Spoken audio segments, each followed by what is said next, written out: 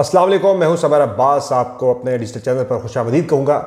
जनाब, पिछली वीडियो में मैंने बात की थी असद उमर साहब के बारे से कि उन्होंने पाकिस्तान तहरीक इंसाफ को ही नहीं बल्कि सियासत को ही खैरबाद कह दिया है।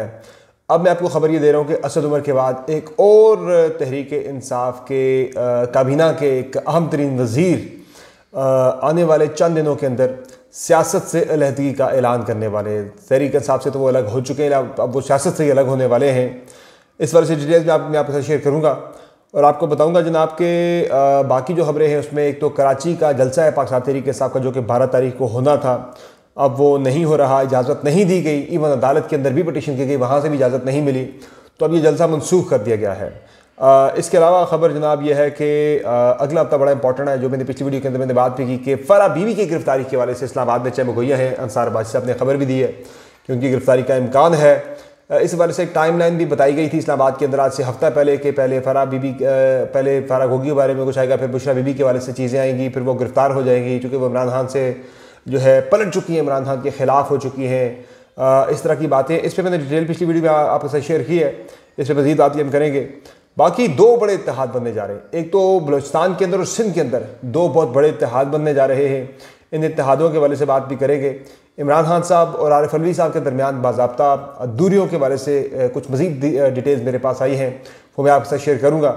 और एक बड़े चैनल से एक बड़े एंकर का इस्तीफ़ा आने वाला है।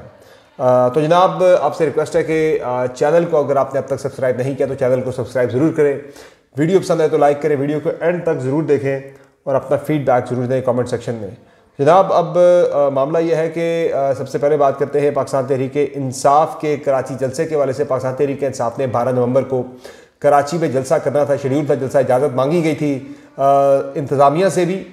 जब इंतज़ामिया ने इजाज़त नहीं दी, लेतो लाल से काम लिया, तो फिर पाकिस्तान तहरीक इंसाफ ने अदालत में पटिशन भी की, लेकिन फिर भी किसी किस्म का फैसला नहीं आया, जिसके बाद पाकिस्तान तहरीक इंसाफ ने अल्टीमेटली ये जलसा अपना मनसूख कर दिया है। और अब ये कहा जा रहा है कि अदालत से परमिशन लेकर जब भी तारीख दी जाएगी अदालत की जानिब से, उस पर जलसा किया जाएगा। अब ये बड़ी अजीब बात है कि पंजाब में तहरीक इंसाफ लिबर्टी पे जलसा करने का प्लान करती है, वहाँ जलसा नहीं करने दिया जाता। तहरीक इंसाफ KP के अंदर कॉर्नर मीटिंग्स करती है, वो घरों के अंदर होने वाली मीटिंग्स के ऊपर भी कार्रवाई हो जाती है। जबकि नून लीग जो है वो जो चाहे करे, उसे खुली छूट है, वो जलसे करे, रैलीज़ करे, वटावर जो मर्ज़ी करें, उन्हें खुली छूट है। अब जनाब, इस सारे मामले में हो ये रहा है कि नून लीग के हवाले से बात तो बहुत ज़्यादा हो रही है कि नून लीग को खुला मैदान दे दिया गया है। अब नून लीग ये कर रही है कि पंजाब तो नून लीग के पास इस मरतबा इतना सिक्योर नहीं है। कल इस पर बड़ी डिटेल हमने बात की थी, मैंने और ईसा नकवी साहब ने, कि इस वक्त शरीफ ख़ानदान के जो लोग हैं इवन उनको भी लाहौर के अंदर सेफ हल्के नहीं मिल रहे। वो पंजाब से बाहर जाकर, लाहौर से बाहर जाकर, इवन पंजाब से बाहर जाकर भी ढूंढने पड़ रहे हैं। तो वो सेफ यानी महफूज हल्के जहाँ पे 500% तक उन्हें यकीन हो, गारंटी हो कि यहाँ से शरीफ फैमिली का बंदा नहीं आ रहेगा, तो वहाँ वो मुतबादल हल्के भी साथ साथ तलाश किए जा रहे हैं, सेफ हल्के तलाश किए जा रहे हैं कि जहाँ से उन्हें शिकस्त का सामना ना करना पड़े पाकिस्तान तहरीक इंसाफ के। तो चूँकि लाहौर के अंदर तो हालात पाकिस्तान तहरीक इंसाफ के बहुत मजबूत हैं, जबकि नून लीग के हालात पंजाब के अंदर, पर्टिकुलरली पंजाब के कैपिटल लाहौर के अंदर बहुत ही बुरे बताए जा रहे हैं। तमाम सर्वेज़ के अंदर ये रिपोर्टें आई हैं, एक खातून एंकर के सर्वे के अलावा। बाकी तो मैं नून लीग की जो मैं बात कर रहा था कि उनके बारे से तो सारी फैसिलिटेशन है। अब ये हो रहा है कि लाहौर से बाहर वो सेफ हल्के ढूंढने के साथ साथ वो सीटें भी ज़्यादा से ज़्यादा, क्योंकि नून लीग को पंजाब के अंदर से इतनी सीटें मिलनी नहीं है। माजी में नून लीग की स्ट्रेटजी ये रही है कि उन्होंने पंजाब से बाहर कभी इतना ज़्यादा वर्क किया ही नहीं है, या पंजाब से उन्हें सीटें मिल जाया करती थी। पंजाब के बाद वो ये करते थे कि खैबर पख्तूनख्वा के हज़ारा डिवीज़न से सीटें उठा लिया करते थे, तो बाकी उन्हें किसी और तरफ जाने की इजाज़त की ज़रूरत पड़ती नहीं थी कि 110 सीटें पंजाब से उठा ली, बाकी 10-12 सीटें जो हैं वो KP से उठा ली, एक दुक्का कोई बलूचिस्तान से उठा ली, एक कोई सिंध से ले ली, तो मिला के वो तकरीबन जो सादा अक्सरियत है उस तक पहुँच जाते थे, मैजिक नंबर तक। लेकिन इस मतलब नून लीग को पंजाब से ज़्यादा सीटें मिलने का इम्कान नज़र नहीं आ रहा, जिसकी वजह से नून लीग ने अब दूसरे सूबों के अंदर हाथ पाँव मारना शुरू किए हैं। इस वक्त नून लीग ने सिंध के अंदर और बलूचिस्तान के अंदर बड़े इत्तेहाद बनाने जा रही है। बलूचिस्तान के अंदर ये हो रहा है कि पाकिस्तान मुस्लिम लीग नवाज़, बलूचिस्तान अवामी पार्टी और मौलाना फजल रहमान साहब, ये तीनों जमातें मिलकर वहाँ पे एक इत्तेहाद, बड़ा इत्तेहाद बना रही है बलूचिस्तान का। जिसमें इंटरेस्टिंग सूरत आ जाए कि दाल जो है वो जूतों में बरतने वाली बात है कि अभी देग अभी उतरी नहीं और पहले उसके बंदे जो हैं वो उम्मीदवार आ गए सामने। JUI ने वहाँ बलूचिस्तान में गफूर हैदरी साहब को अपना वज़ीर आला का कैंडिडेट नामजद कर दिया कि भाई गफूर हैदरी हमारा वज़ीर आला होगा। नून लीग के जीतने की सूरत में जाम कमाल साहब से गारंटी ये तय पाई है कि जाम कमाल साहब उस सूरत में नून लीग को ज्वाइन करेंगे कि नून लीग उन्हें वज़ीर आला का कैंडिडेट नॉमिनेट करेगी। ज़ाहिर है बाप पार्टी का अपना कैंडिडेट भी कोई ना कोई होगा, जिसमें सरफराज बुगटी भी हाथ पाँव मार रहे हैं, लेकिन वो नून लीग के अंदर शामिल होने का भी सोच रहे हैं। वो भी इस शर्त पे ही शामिल होंगे ऑब्वियसली कि अगर उन्हें वज़ारत आला दी जाती है। तो ये काफ़ी कुछ नून लीग के अंदर इस वक्त यानी कि बलूचिस्तान के अंदर काफ़ी कुछ चल रहा है।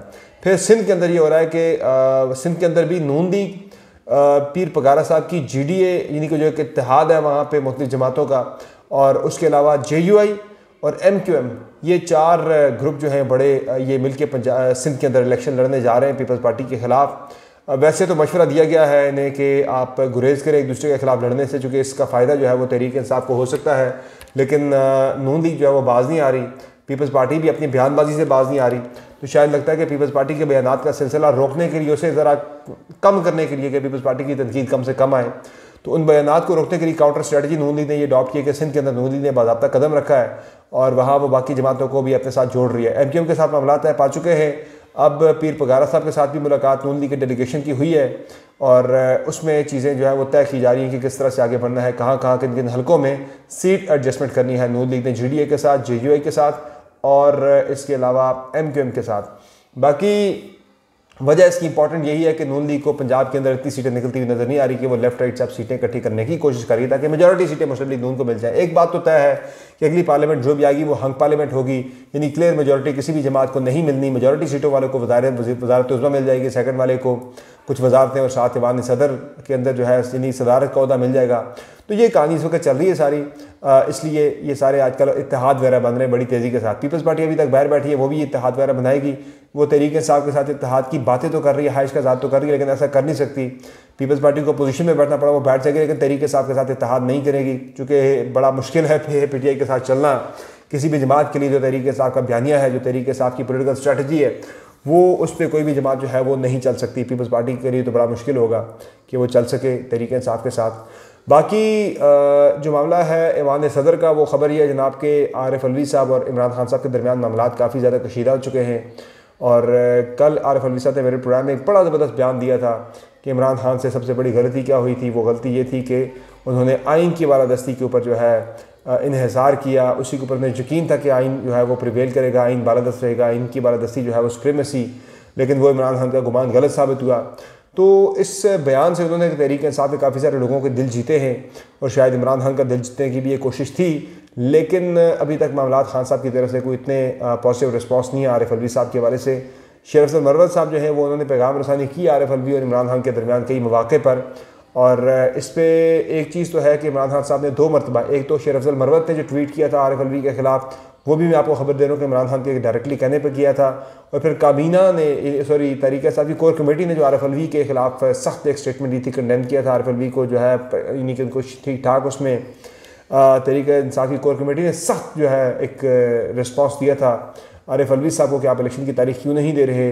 तो वो जो मजम्मत थी, वो जो एक सख्त बयान था, वो भी इमरान खान के बराह रास्त कहने पर ही कोर कमेटी ने किया था कि खान साहब बड़े नालात थे कि आरिफ अलवी के पास इतने ज़्यादा वसी आइनी इख्तियारात हैं, वो इलेक्शन की तारीख क्यों नहीं दे रहे। वो तहरीक इंसाफ के जो मामलात हैं जहाँ उनका लीगल राइट बनता है कि इंतखाबात की तारीख दी जाए, उसमें आरिफ अलवी जो है वो इफेक्टिव रोल प्ले नहीं कर सके। तो खान साहब उनसे शदीद किस्म के नारा रहे हैं, अब भी नारा हैं।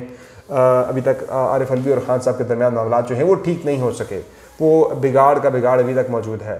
बाकी मैंने बात की असद उमर के हवाले से कि असद उमर जो हैं वो छोड़ गए तहरीक इंसाफ, और असद उमर के बाद अब एक और साबिक वफाकी वज़ीर, एक इंतहाई अहम तरीन वफाकी वज़ीर जो तहरीक इंसाफ तो छोड़ चुके हैं पहले ही, अब वो भी सियासत छोड़ने का ऐलान करने वाले हैं। और उस शख्सियत का नाम है फवाद चौधरी, जो कि आजकल ज़ेर हिरासत है। एंटी करप्शन पंजाब में भी उनके खिलाफ केसेस खुल चुके हैं, नैब में उनके खिलाफ केसेस खुल चुके हैं, FIA में उनके खिलाफ केसेस खुल चुके हैं, पुलिस के पास मुकदमात हैं उनके। तो 3-4 प्लेटफॉर्म्स के ऊपर फवाद चौधरी घिरे हुए हैं। और मैंने आपको खबर इस पर दी थी पिछले हफ्ते कि फवाद चौधरी को इसलिए हिरासत में लिया गया चूँकि उनके पाकिस्तान तहरीक इंसाफ के साथ राब्ते पकड़े गए थे। वो अपनी एरिया को गालिबन जेलम से इलेक्शन लड़ाने का प्लान कर रहे थे, वो इलेक्शन का प्लान भी ना हो सका और राब्ते भी पकड़े गए, जिस पर फवाद चौधरी को बड़ा शदीद रगड़ा दिया जा रहा है। और अब फवाद चौधरी की तरफ से अगले 1-2 रोज़ के अंदर मैक्सिमम जो है, या 1 हफ़्ता लग जाएगा, इस अगले 1 हफ़्ते के अंदर फवाद चौधरी की अनाउंसमेंट भी आ जानी है कि मैंने आइंदा सियासत नहीं करनी, मैं सियासत से मुकम्मल तौर पर अलहदगी का ऐलान करता हूँ। तो इसी में वो अपनी आफियत समझ रहे हैं, क्योंकि अब जितने भी है ना बयानबाजी जो होती थी, जो एक तनकीद बयानबाजी फवाद चौधरी के हक़ में जो सारी चीज़ें जो चल रही थी, उनकी बीवी जो है हिबा चौधरी वो और उनके भाई जो है फैसल फरीद चौधरी, ये दो ज़रा बढ़ चढ़ के उनके वाले से मामला जो हैं उनको कर रहे थे हैंडल। अब दोनों की तरफ से किसी किस्म का रिस्पॉन्स नहीं आ रहा, ट्वीटें बयानात सब सिलसिला आना उनकी तरफ से ख़त्म हो गया, क्योंकि इत्तला चाहिए कि फवाद चौधरी ने सियासत को हमेशा के लिए खैर बात कहने का फ़ैसला कर लिया है। इसके अलावा आने वाले चंद दिनों में वो कर सकते हैं। बुशरा बीबी की गिरफ़्तारी के हवाले से बात बहुत ज़्यादा हो रही है कि बुशरा बीबी को गिरफ़्तार कर लिया जाएगा, और इस हवाले से ख़बर भी दी है द न्यूज़ में और जंग में अंसार अब्बासी साहब ने कि उन्हें आने वाले दिनों में गिरफ़्तार किए जाने का इम्कान है। तो 13 को उनकी पेशी है। मैं पिछली वीडियो में आपको बता चुका हूँ कि उनकी पेशी में कहा यह जा रहा है, दावा ये किया जा रहा है कुछ साथियों की तरफ से कि उनकी गिरफ्तारी होनी है, उनकी मर्ज़ी से मिली भगत से ये पेशी हो रही है, उनके कहीं नहीं प्लान के तहत हो रही है, प्री प्लान। लेकिन तहरीक इंसाफ का ये मौक़िफ़ है कि ये सब झूठ है। बुशरा बीबी जो है वो खान साहब के साथ खड़ी थी, खड़ी हैं, खड़ी रहेंगी, ऐसा कुछ भी नहीं होने वाला। तो हम देखते हैं कि 13 को क्या होगा। अगर हफ्ता बड़ा इंपॉर्टेंट है, बाय द वे काफ़ी सारी हैपनिंग उसके अंदर होनी है, अदालती केसेस हैं, इलेक्शन के बारे से चीज़ें सामने आनी है, मज़ीद इत्तेहाद बनने हैं, बुशरा बीबी का मामला जो है वो डिसाइड होना है, और कोई बड़ी प्रेस कॉन्फ्रेंस भी तहरीक इंसाफ के बारे से एक हो सकती है।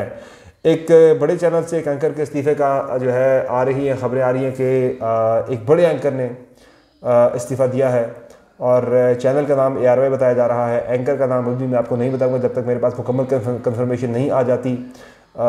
इस्तीफ़े के वाले से ख़बरें जो हैं वो मार्केट के अंदर गर्म हो चुकी हैं, और काफ़ी ज़्यादा स्विचिंग पाकिस्तानी चैनल्स के अंदर आने वाले दिनों में होगी कि चैनल जो है वो एक चैनल छोड़ के दूसरे चैनल में जाएंगे। बोल TV के अंदर बहुत सारे एंकर जाने वाले हैं, कुछ के नामों पर बात चल रही है। अभी तक वो नाम जो है फाइनलाइज नहीं हुए, उन्होंने अभी तक हतमी फैसला नहीं किया कौन कौन से चैनल से कौन कौन से नाम बोल TV को ज्वाइन करने वाले हैं, कौन कौन से लोग जो हैं वो PNN जो कि अब एक न्यूज़ बन चुका है वहाँ जाने वाले हैं। काफ़ी बड़े नाम जो है इस वक्त ज़ेर गौर है। अजमल जामी साहब वहाँ पे जा चुके हैं, बाकी 2-3 बड़े ही इंपॉर्टेंट नामों पे बात हो रही है।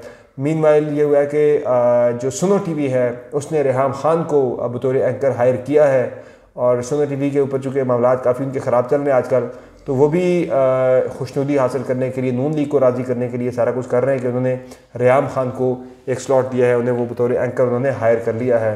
ऑब्वियसली मकसद इसका आपको सबको पता है, आप खुद से आने आपको बताने की ज़रूरत नहीं कि इसका मकसद क्या हो सकता है। बाकी इसके अलावा तो ये सारी डिटेल्स जनाब आज की जो आपके साथ शेयर करना थी। इंशाल्लाह अगली वीडियो में हाजिर होगा तो मज़ीद ताज़ा तरीन अपडेट्स लेकर आप तक पहुँचाएँगे।